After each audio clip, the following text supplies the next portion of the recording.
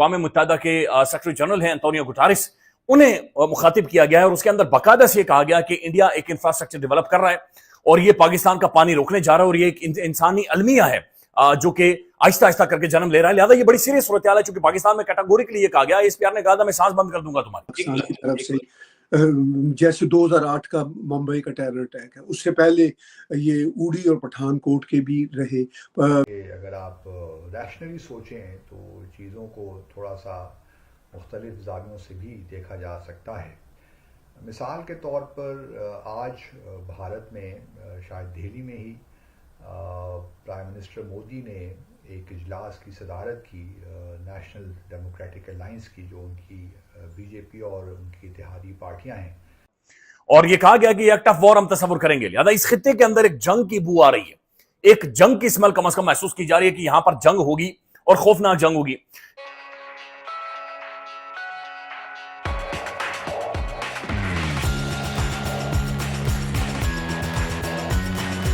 आज इसे चलाया है भारत ने दरियाई सिंध का पानी रोकने के लिए मास्टर प्लान शुरू कर दिया है और ये सिर्फ जियो न्यूज की खबर नहीं है बल्कि ये खत है और ये खत अक़वाम मुत्तहिदा के सेक्रेटरी जनरल को लिखा गया है। भारत जो अक़वाम मुत्तहिदा की करारदादों के तहत मुतनाज़ा इलाके लद्दाख में वाक़े अजीम दरियाई सिंध के भाव को रोकने के लिए अपने मास्टर प्लान के तहत उसने लद्दाख में 10 नए मेगा हाइड्रो माजरत के साथ 10 नए मेगा हाइड्रो पावर प्रोजेक्ट्स के मंसूबों का ऐलान कर दिया है, जिनमें उनके मुख्तलिफ नाम हैं जो कि दिए गए हैं।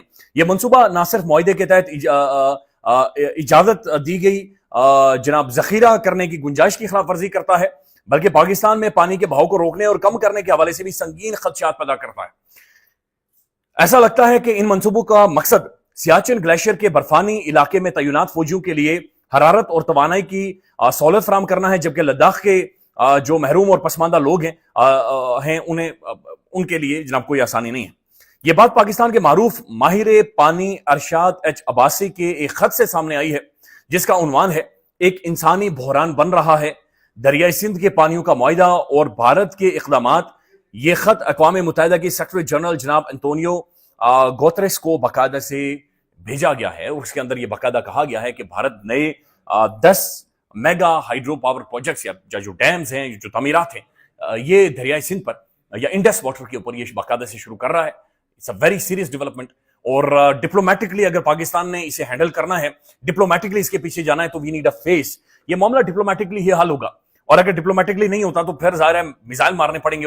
उनका इजलास हुआ मुख्तलिफ रियासतों से, जो भी एनडीए के चीफ मिनिस्टर्स हैं वो भी वहाँ पे थे।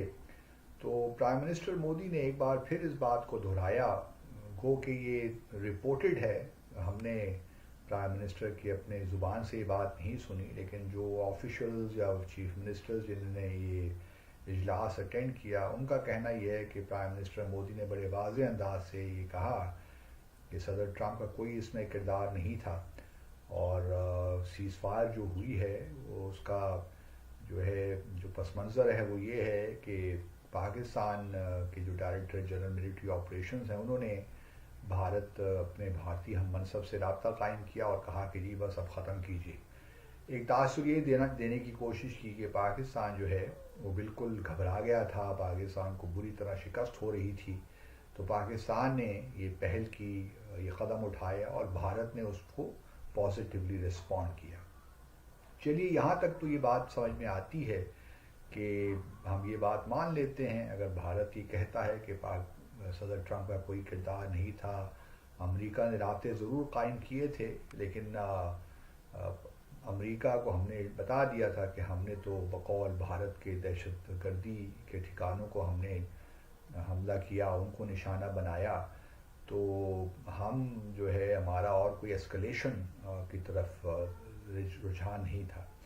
और चूँकि भारत ने अपना ऑब्जेक्टिव पूरा कर लिया तो इसलिए हमारे ठिकाने ख़त्म कर लिए, टेररिज्म के इंफ्रास्ट्रक्चर जो था बकौल भारत के वो सारा हमने ख़त्म कर दिया, तो हमारे लिए एस्केलेशन की कोई ज़रूरत नहीं थी। और चूँकि पाकिस्तान ने हमें अप्रोच किया तो हमें जो है हमने उनकी बात मान ली। अब ये बात कोई दिल इसको मानता नहीं है सच्ची बात तो ये है, दो दुश्मन हैं جنگ کی حالت میں ہیں، اور اگر ایک دشمن کو واقعی برتری حاصل ہے اور وہ یہ کہتا ہے کہ ہم نہ صرف دہشت گردی کے ٹھکانوں کو بلکہ ان کے بیکرز کو، یعنی کہ بلکہ وہ اوپنلی کہتے بھی رہے ہیں کہ پاکستان کی آرمی کو، ISI کو بھی ہم نے تباہ کرنا ہے، ان کو بالکل ایک واضح پیغام دینا ہے.